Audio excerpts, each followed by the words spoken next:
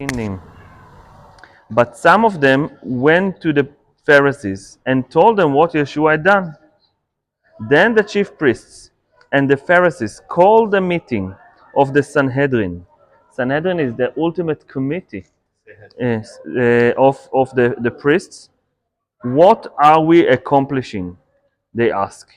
Here is this man performing many miraculous signs. If we let him to go like this, everyone will believe in him, and then the Romans will come and take away both our place and our nation. What does it mean?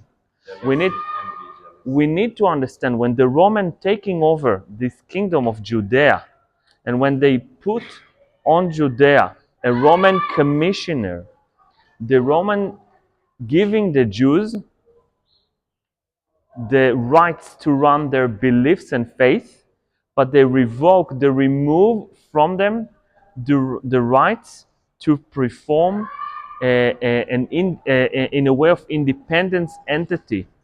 And how will a ruler or a state or a nation will prove that they're independent? What is the way? They will have their own law and they will have their own system of judgment.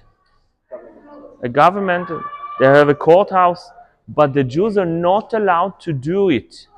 The Jews are allowed to discuss and talk only about issues that are inner issues. They can handle anyone that breaks the law of the Jewish faith and the Jewish belief. They are not allowed to act against criminals. This is up to the Roman to punish them in the Roman law. So the Sanhedrin need to find out, does Yeshua teaching anything that is against Judaism? And we know that he was not teaching anything that is against Judaism. But they're afraid that he will lead people that will follow him, and the Romans see that people are willing to follow this guy, they are going to punish all the Jews for it. And they will take both our place and our nation. Okay? So far they took our place, now they will take the nation. Then one of them named Caiaphas, who was the high priest that year, spoke up. You know nothing at all. You do not realize that it's better for you that one man die for the people than that the whole nation?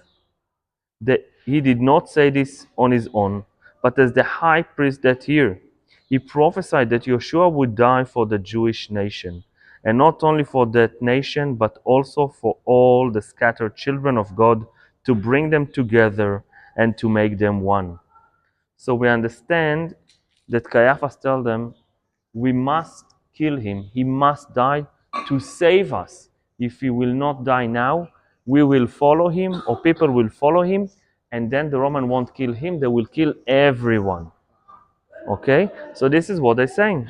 And therefore, when Yeshua is brought before Pilate, then the Jews led Yeshua. This is John 18, 28. Then the Jews led Yeshua from Caiaphas to the palace of the Roman governor. By now it was early morning, and to avoid ceremonial cleanness, the Jews did not enter the palace. They wanted to be able to eat the Passover. The Passover is the holiday and also the meal in the holiday. So Pilate came out to them and asked, what charges are you bringing against this man? If he were not a criminal, they replied, we would not have handed him over to you. Pilate said, take him yourself and judge him by your own law. What do you mean, take him yourself and judgment by your own law? The Jews are not allowed to have their own law. Pilate was a cruel man. He wanted to humiliate the Jews. He wanted them to admit that they are not allowed to do it. But we have no right to execute anyone, the Jews said. He wanted to humiliate the leadership. Oh, you cannot do it? I didn't know. He's making fun of them. Clearly, they cannot punish Yeshua. To punish Yeshua, since he was not a blasphemer, they cannot punish him. But Pilate wants them to admit it, that he is the ruler. Okay?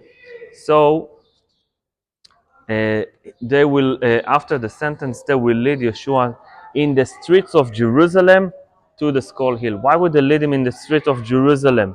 And they will stop someone that call Simon from Corinthia. They will stop him and tell him, you carry the cross with him as well. Why would they do it? They want to humiliate all the people, and they wanted to make a point. When someone carried a cross all over the city, beaten, humiliated, and going to die, people will know to listen and to abide to the Roman law. And people will know that the Roman are not nice people, so you should not trust that they will be offering you any forgiveness. Okay? So, where was this place exactly? The Praetorium. According to most people, it was under that school that was built later on, and today we cannot enter there. Sometimes they allow visitor under the school, sometimes they do not. Today they do not. Some other people say that it was maybe in Caesarea, because we said that we saw the stone with Pilate name in Caesarea, and some people said that it's in a different place. Now there is some idea that it was next to the David Tower that we're going to visit later on. So we do not know for sure, but over here the Roman Catholic raised two churches that symbolize the two first stations in their Station of the Crossroad. One is the Church of Flagellation, and the other one is the Church of Condemnation. In one it was judged, in the other one it was flagged and condemned. And you can see the decoration outside of the church. If you want, you can look inside. They're very, very Roman Catholic with a lot of Roman Catholic symbols. But I love the decoration from the outside. Look above the entrance. What does it look like? It's like the crown made of thorns that they made him wear. You see it? It's like a crown, but you can see the thorns going through it. So this is one church. Over there is the other one. And from here we'll start to walk. We are not going to follow all the Station of the Cross. To be frank, most of them or some of them do not appear in the gospel, so I cannot even read to you. I can tell you, and most of them are owned by different churches that not always let people inside, and sometimes they let people only if they give them some money, and they are not part of our agenda. Okay, on this tour, so we just want to walk next to some of them and continue on to the Jewish quarter.